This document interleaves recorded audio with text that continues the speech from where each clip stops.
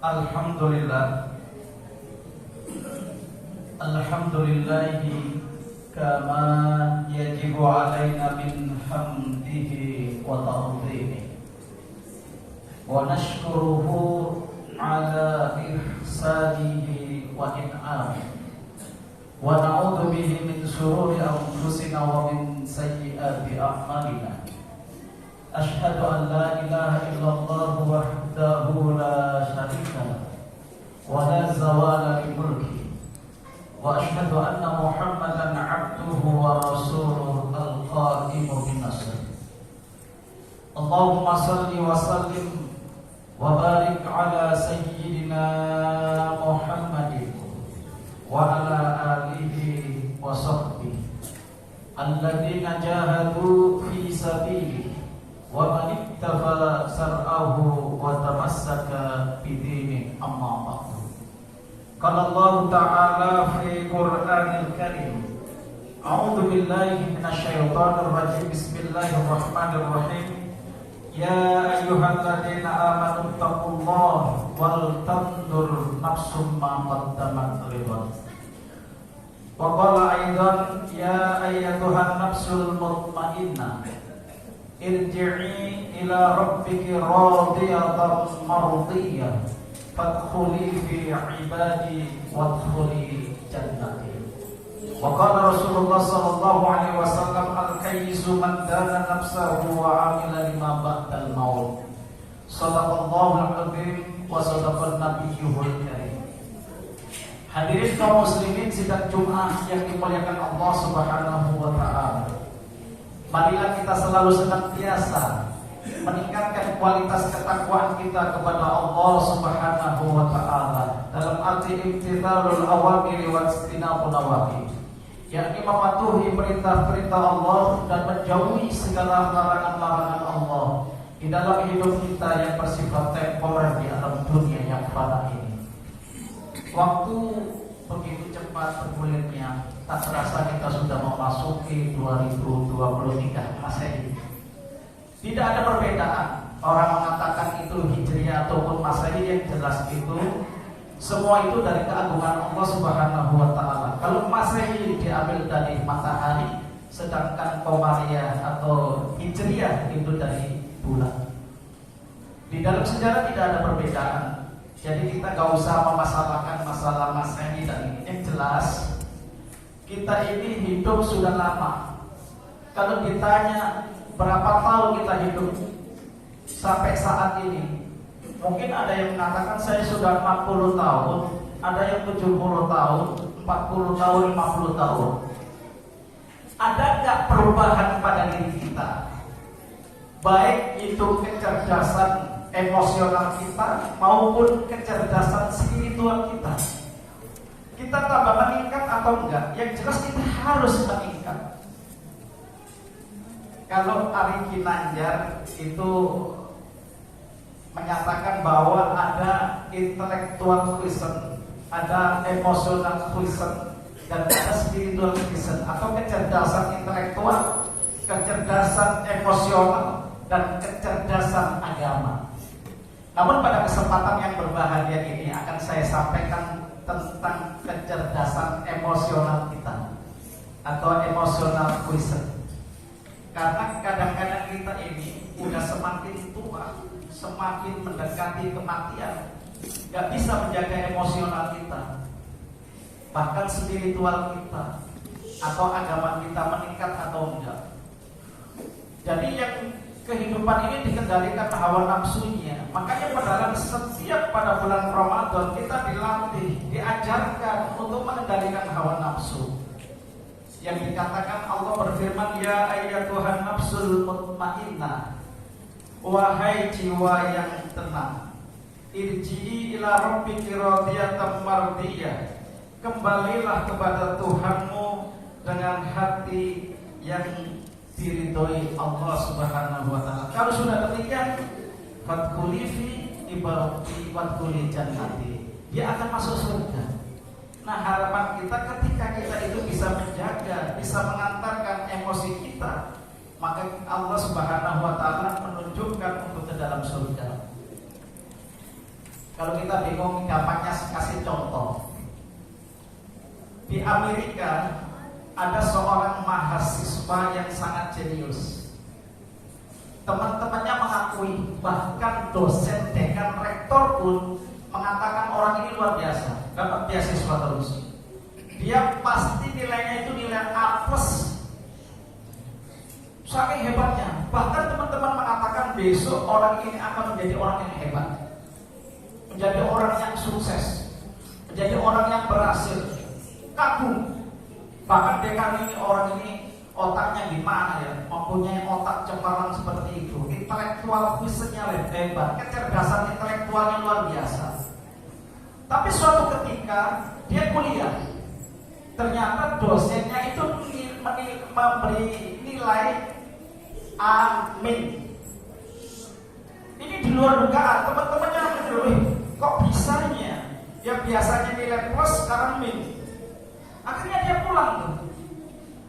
Pergi pulang ke rumah, mengambil senapan, langsung datang ke dosennya itu, lalu ditembak dosen itu, meninggal. Akhirnya apa? Dia masuk penjara dan dikatakan, bahkan di dalam persidangan dia dihukum mati.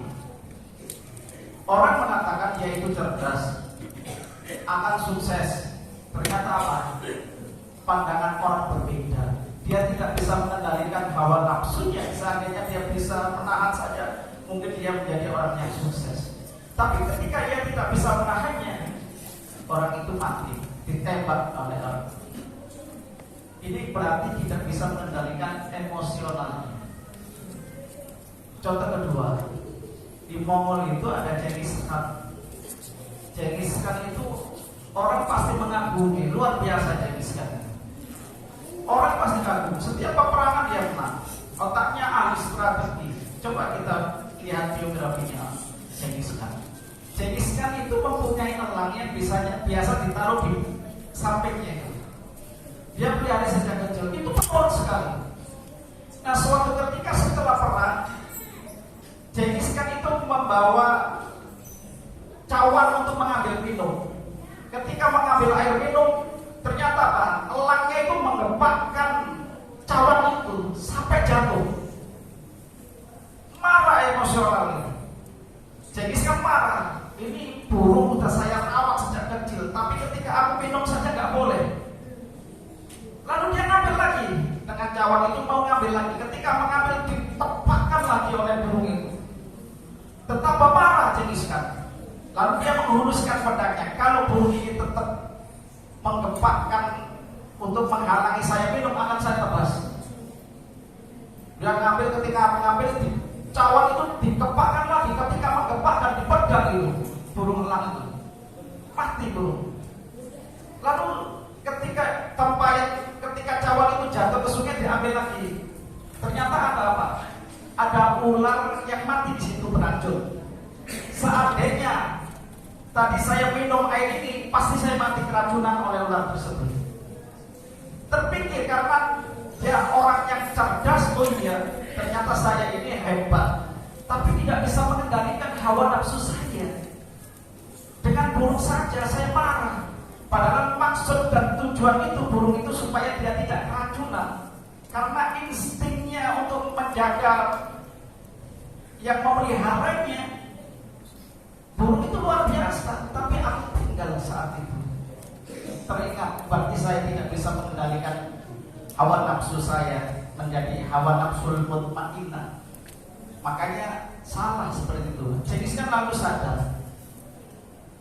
Ini contoh di Mongol, yang contoh di dalam hadis. Ketika Abu Bakar dengan Rasulullah duduk-duduk, ada seorang Badui mengejek Abu Bakar As-Siddiq, mengolok-olok Abu Bakar As-Siddiq. Tapi apa kata Abu Bakar As-Siddiq? Dengan senyumnya Abu Bakar As-Siddiq menerima olokan-olokan tersebut. Ketika melihat seperti itu, Rasulullah tersenyum. Berarti Abu Bakar As-Siddiq ini luar biasa. Lalu ketika diolok-olokkan kembali, sifat kita ini adalah orang-orang yang selalu menjelek-jelekan orang, merasa dirinya hebat. Kadang seperti hebat kita ini. Entah kita banyak hafalan hadisnya, banyak hafalan Qur'annya, sehingga menurut dia kadang-kadang orang salah. Hebat orang itu, luar biasa. Lah orang itu mengolok Abu Bakar As-Siddiq. Abu Bakar As-Siddiq tidak marah, bahkan tersenyum. Tapi ketika ia mengejek-ejek keluarganya Abu Bakar As-Siddiq, Abu Bakar As-Siddiq marah. Dia melawan Abu Bakar As-Siddiq, kurang ajar orang ini. Mengolok-olok saya di depan Rasulullah. Ketika seperti itu, justru Rasulullah berpaling. Ditinggal Abu Bakar As-Siddiq. Otak Abu Bakar As-Siddiq, oh berarti Rasulullah tidak suka ketika saya marah. Lalu dihampiri ke hadapan Rasulullah dan menyatakan, ya Rasulullah, ketika aku tersenyum, diolok-olok engkau tersenyum.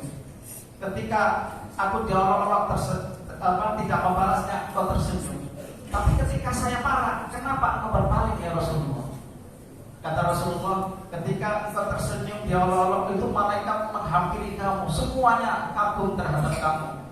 Ketika kamu marah, malaikat itu lari, tidak mendatangimu. Maka saya pergi melihat seperti itu, tidak menyukai.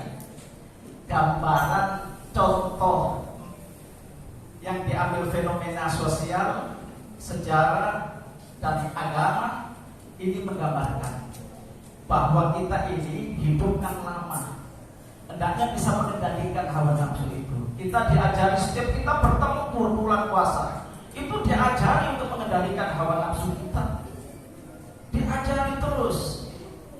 Tapi kita ini masih belum. Kadang kita ini sama anak kita, anak disuruh ngikutin kita, bukan kita ngikutin anak. Padahal kita ini hidup bertahun-tahun, anak kita baru kemarin. Bagaimana bisa anak itu meniru orang tuanya? Tapi kalau memberikan teladan boleh diajarkan. Bahkan terjadi pembunuhan kepada anak, penamparan kepada anak karena itu. Nah, kita sebagai orang tua yang hidup lama, anak yang baru itu diajarkan, dibimbing, diberikan teladan kepada kita. Hadirin kaum muslimin, sidang Jumat yang berbahagia. Allah berfirman, ya ayyuhalladzina amanu taqullaha wal tanzur nafsum ma qaddamat lighad. Hendaklah kita ini berpikir untuk hari esok. Kita persiapkan kematian kita. Kalau Imam Al-Ghazali mempersiapkan ketika umur 40, Ibnu Hajar Al-Asqalani menyiapkan umur 40, Abu Suja menyiapkan umur 40, karena ketika kita mengikuti Nabi umur 63 pasti mati, maka dipersiapkan jauh-jauh. Ternyata Imam Al-Ghazali meninggal umur 52, Abu Suja meninggal umur 162. Lebih lama, tapi dipersiapkan. Nah, kita ini hendaknya itu. Di dalam hadis al-kayyisu man dana nafsahu wa amila lima ba'dal maut.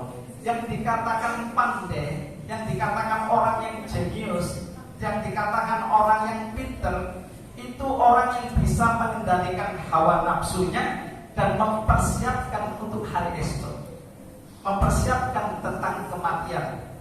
Ada satu kebahagiaan bahwasanya kehidupan ini pasti ada kematian dan ada yang sakit.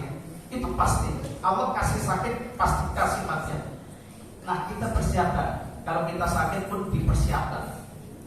Mudah-mudahan dengan spiritual kita, dengan emosional kita, dengan kecerdasan kita, kita bisa menggapai kehidupan ini dengan baik dan sempurna. Inilah sedikit yang dapat saya sampaikan. Mudah-mudahan kita ini termasuk orang-orang yang selalu dekat kepada Allah Subhanahu wa ta'ala.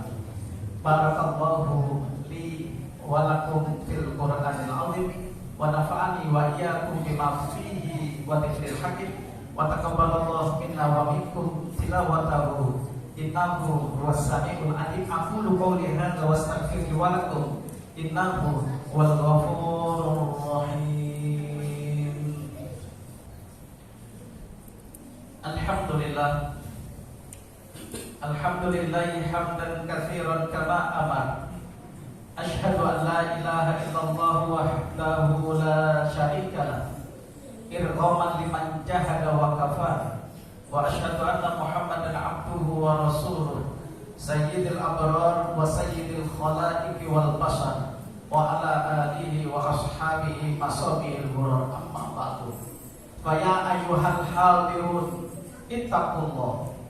ittaqullaha haqqa tuqatih wa la tamutunna illa wa antum muslimun wa alamu annallaha subhanahu wa ta'ala amarakum bi amrin bada'a fihi bi nafsihi wa thanna bi malaikati bi qudsihi faqala ta'ala fi Qur'anil Karim a'udzu billahi minasyaitonir rajim bismillahirrahmanirrahim innallaha wa malaikatahu yusholluna 'alan nabi ya ayyuhalladzina amanu shallu 'alaihi wa sallimu taslima.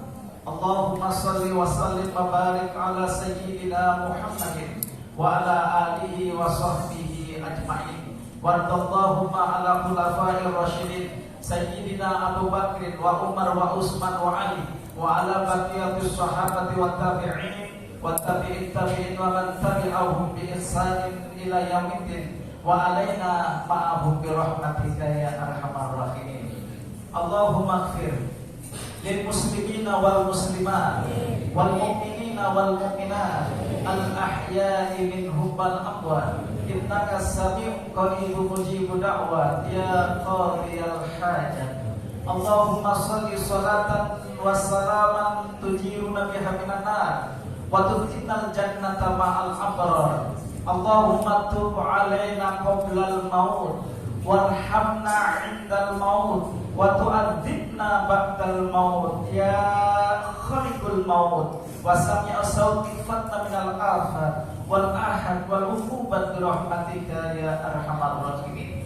Rabbana atina fid dunya hasanah wa fil akhirati hasanah wa qina adzabannar walhamdulillahi rabbil alamin. Ibadallah, innallaha ya'muru bil 'adli wal ihsan wa ita'i dzil qurba wa yanha 'anil fahsya'i wal munkar wal baghi ya'idukum la'allakum tadhakkarun wa la dzikrullahi akbar wallahu ya'lamu ma tasna'un. Aqimis shalah.